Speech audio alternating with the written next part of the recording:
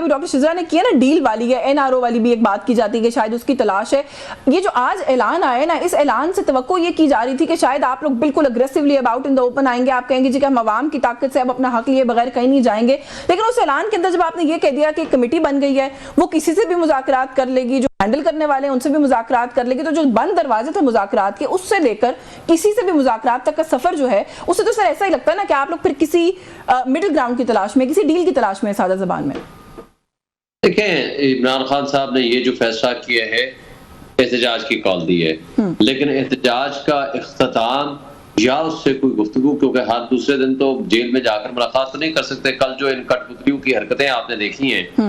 ان کو اتنی شرم نہیں آتی کہ ایک جس کے ہاتھ میں SHO کے ہاتھ میں بندوق دے دی ہے اور وہ پارلیمان کے اوپر, ایوانوں کے اوپر بھی حاوی ہے. ویسے تو پارلیمان کا, ان کا تقدس کا ان کو کیا پتا, جو ایک جعلی فارم 47 کی پیداوار, جو اسٹیبلشمنٹ کی کٹ پتلی, جو الیکشن کمیشن جو کہ جرائم کی آماج گاہ بنا ہوا ہے, اسی ملی بھگت کر کے اور قاضی فائزہ کی سہولت کاری کے ساتھ اور کرپٹ بیوروکریسی کو اپنے ساتھ ملا کے جس طریقے سے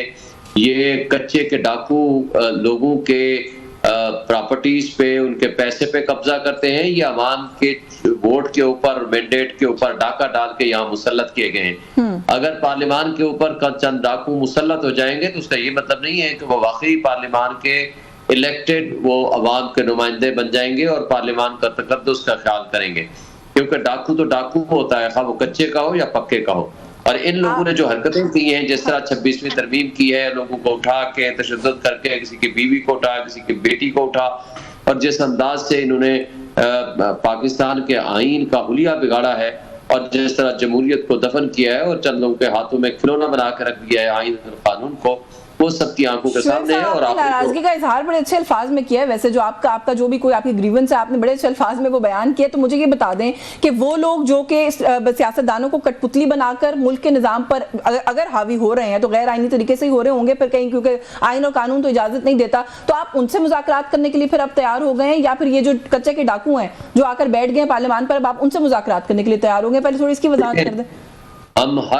اب مجھے میری آج ملاقات نہیں ہو سکی خان صاحب سے, مجھے نہیں پتا کہ انہوں نے کیا اسپیسیفکلی ہدایات دی ہیں, لیکن دیکھیں پاکستان میں رہنے والے ہر شخص کو ہم صرف ایک بات کہتے ہیں, آئیں اور آئین اور قانون کی بالادستی کو یقین کر لیں. جو آئین میں دیے ہوئے جو مینڈیٹ جس کو ملا ہے وہ اس کو ایکسپٹ کر لیں. ہماری کسی سے لڑائی نہیں ہے. دوسرے میں بھی جو آئین سے دغا کرے گا, جو آئین سے کی بجائے آئین سے کھلواڑ کرے گا اور قانون کو صرف بندوق کے زور سے استعمال کرے گا اور چند لوگوں کے ہاتھوں میں کھلونا بنا کے پیش کرے گا, ہمارا اس سے اختلاف ہے. ہم ان کو کہتے ہیں کہ آپ ملک کے بھی دشمن ہیں, آپ 25 کروڑ عوام کے حقوق کے بھی ڈاکو ہیں, اور آپ نے جس انداز سے بگاڑ دیا ہے. بہت اچھی کتابی باتیں ہیں نا, میں اسی لیے تو سوال کر رہی ہوں آپ سے. سر شیخ وقاص اکرم صاحب آپ کی جماعت کے سینئر لیڈرشپ میں شامل ہوتے ہیں, ان کو آپ اون کرتے ہیں نا سر. انہوں نے سوشل میڈیا پر آ کر یہ بات کہی ہے کہ ایک مذاکراتی کمیٹی کی تشکیل ہو گئی ہے. ویسے بھی یہ اعلان ہوا ہے کہ خان صاحب نے کہا ہے کہ کمیٹی ہم بنا رہے ہیں جو مذاکرات کریں گے. جن لوگوں کو آپ ڈاکو کہہ رہے ہیں, کٹ پتلیاں بنانے والے کہہ رہے ہیں, ان سے کس سے مذاکرات کریں؟ دیکھیں پہلی بات تو یہ ہے, پہلی بات تو آپ کو واضح ہو کہ یہ کمیٹی وہ بنے گی جو پروٹیسٹ کمیٹی ہوگی. اس حد تک میرے انفارمیشن ہے. پروٹیسٹ کمیٹی اس کے بعد یہ اختیار ہوگا کہ وہ احتجاج کی کال کو ختم کر سکے, یہ بھی بتایا گیا ہے. احتجاج دیکھیں نا, احتجاج کی کال کس وقت ختم کرنی ہے کس وقت نہیں کرنی ہے, اس میں اختلاف پیدا ہوتا ہے. آپ کو پتا ہے راولپنڈی میں بھی اسی طرح ہوا تھا اور اسی طرح اسلام آباد میں ہوا تھا کہ وہ اس کو پورا اختیار ہوگا کہ وہ کس وقت اس کو ختم کرتا ہے اور کس وقت اس کو کنٹینیو کرتا ہے اور کتنے دن کے لیے رکھتا ہے. نو سر, بٹ آپ نے کہیں کہ مذاکرات کی بات نہیں ہے, اس کے اندر مذاکرات نہیں ہوں تفصیلات آ جائیں گی, ابھی اس کی تفصیلات آ جائیں گی, پھر آپ اس پہ سوال کریں گے, کیونکہ ابھی میرے پاس تفصیلات نہیں ہیں. اور کیا اس میں مذاکرات کا بھی اختیار ہے یا نہیں ہے, ابھی اس کی تفصیلات نہیں ہے. جب اس کی تفصیلات آ جائیں گی یا ہماری پولیٹیکل کمیٹی کی میٹنگ ہو جائے گی, اس کے بارے میں پورا میڈیا کو ہم بریف بھی کریں گے اور ہم پوری انفارمیشن بھی دیں گے, اور اس کے بارے میں پھر آپ سوال جواب بھی کر لیں. چلے میں مزید ایک بات کرتی ہوں, لیکن ٹیک مائی ورڈ فور اٹ, ابھی تک یہی بتایا گیا ہے جو آپ کی جماعت کی طرف سے آیا ہے کہ مذاکرات کا اختیار ہوگا. میں ذرا ڈاکٹر صاحبہ کو شامل کر لوں. شعیب شاہین صاحب تو ابھی کہہ رہے ہیں کہ میں تفصیلات کمیٹی نہیں بنی نا, اس لیے ابھی کچھ کہہ نہیں سکتے. کمیٹی نہیں بنی نا, تو اس لیے اس کی تفصیلات بھی کمیٹی نہیں کے ہے. نام کے بارے میں تو خیر یہ کہا گیا ہے کہ جو ممبرز ہیں ان کا نام ایک دم سے پبلک نہیں کیا جائے گا کیونکہ اس خدشے کا اظہار کیا گیا کہ پھر ان کو اریسٹ کر لیا جاتا ہے, تو شاید نام تو بہت جلدی نہیں ملیں گے ہمیں, لیکن یہ کہا گیا کہ کمیٹی بنائی جائے گی. اچھا ڈاکٹر صاحبہ, آپ نے شعیب صاحب تو خیر کہہ رہے ہیں کہ ابھی جب تفصیلات آئیں گی تو بات کریں گے, لیکن اعلان جو ہے وہ فی الحال یہی ہوا ہے جی کہ بات چیت کرنی ہوگی تو وہ کمیٹی ایک بنا دیں گے اور وہ کمیٹی بات چیت کرے گی. رانا ثناء اللہ صاحب جو میں نے ابتدائیے میں بھی کہا تھا وہ بڑے کین لگ رہے ہیں اور لگتا ہے کہ میسیجنگ کر رہے ہیں کانسٹنٹلی کہ مذاکرات ہونے چاہیے. آپ کو لگتا ہے کہ آپ دونوں جماعتیں ٹاکنگ ٹیبل پر آ سکتے ہیں اینی ٹائم سون؟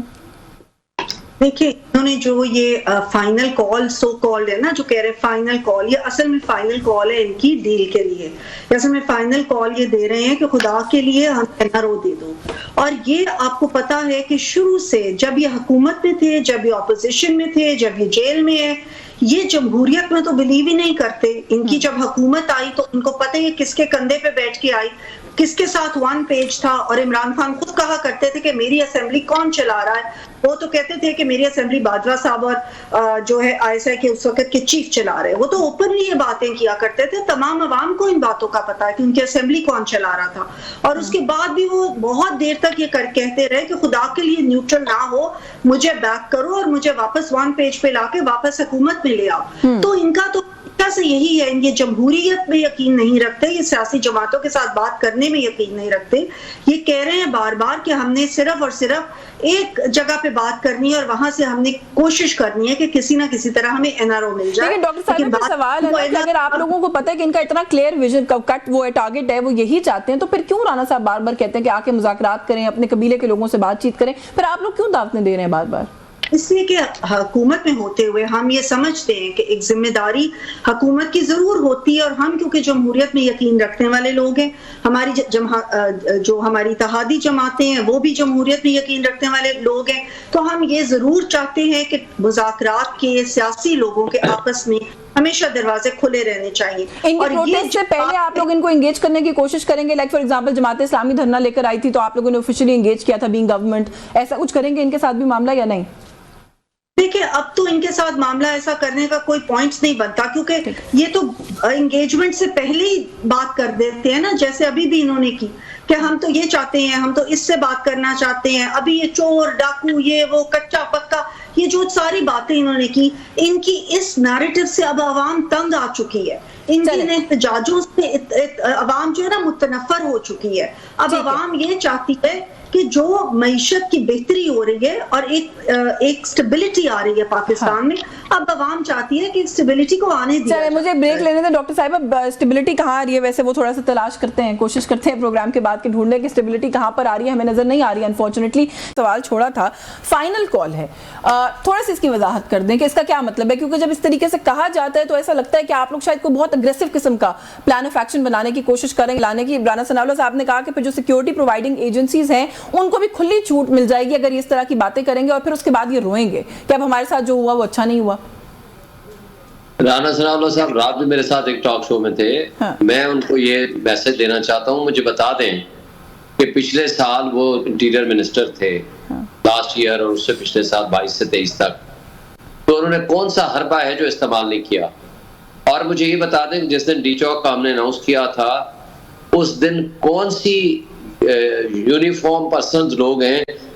جن کو انہوں نے طلب نہیں کیا تھا. اسلام آباد police, Punjab police, Sindh police, FCC, rangers اور فوج. مجھے بتا دیں کون سے لوگ تھے جو نہیں تھے,